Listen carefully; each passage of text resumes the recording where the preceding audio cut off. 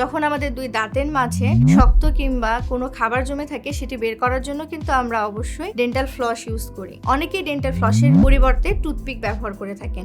এই টুথপিক দিয়ে শক্ত খাবার বের করা যায় ঠিকই, কিন্তু অনেক সময় এটি আমাদের মাড়িকে ইনজুরি করে ফেলে। এর ফলে মাড়ি থেকে রক্ত বের হয় এবং কোনো সময় যখন আমরা শক্ত খাবারটি দুই দাঁতের মাঝখান থেকে বের করতে চেষ্টা করি তখন টুথপিকটি অর্ধেক রয়ে যায়, যার কারণে সেখান থেকে টুথপিকটি ভেঙে যেতে পারে এবং সেটি বাসায় অনেক সময় বের করা সম্ভব হয় না। আমাদের ডেন্টাল চেম্বারে নিয়ে আসতে হয়, তখন ডেন্টিস্ট তার সেই টুথপিকের ভাঙা অংশটি বের করে দেয়। আবার অনেক সময় আমরা যদি নিজে নিজে বের করতে সক্ষমও হয়ে থাকি সেই ভাঙা অংশ, তাতে করে কিন্তু মাড়ি ফুলে যায় এবং মাড়ি থেকে আস্তে আস্তে পুঁজো পড়তে পারে। তাই এই টুথপিকটি কিন্তু ব্যবহার করা একটু রিস্কি হয়ে যায়। যদি আমার পরামর্শ চান যে কোনটি ভালো হবে, সেক্ষেত্রে আমি বলবো টুথপিকের পরিবর্তে আপনারা ইন্টারডেন্টাল ব্রাশ ইউজ করতে পারেন।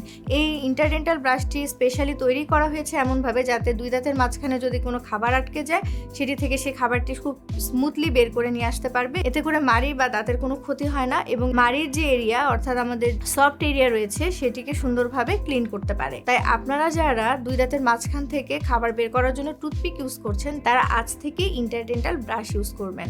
এতে করে আপনার মাড়ি সুস্থ থাকবে এবং দুই দাঁতের মাঝখানে কোনো খাবার জমবে না। এই ইন্টারডেন্টাল ব্রাশটি আপনারা বড় বড় ফার্মেসি কিংবা সুপার শপে পেয়ে যাবেন। এতে করে কিন্তু আপনার ডেন্টাল ক্যারিজ হওয়ার চান্স আস্তে আস্তে কমে যাবে। আশা করছি আপনারা ভিডিও থেকে উপকৃত হবেন এবং এরকম আরও ডেন্টাল টিপস পেতে আমাদের চ্যানেলটি সাবস্ক্রাইব করতে পারেন।